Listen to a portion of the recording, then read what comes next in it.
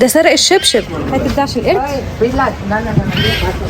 اول ما وصلت الهند صديقي الهندي قال لي هقولك نصيحتين يا ندى خليهم حلقة في ودنك طول السفرية.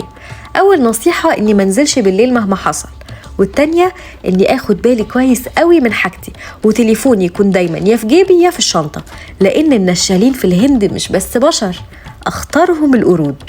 القرد الهندي يا جماعة ذكي بدرجة مرعبة، تبقى ماشي في الشارع في امان الله، فجأة القرد يخطف تليفونك، نضارتك، شنطتك، ويقف بمنتهى الثبات والهدوء والبجاحة يتفرج عليك.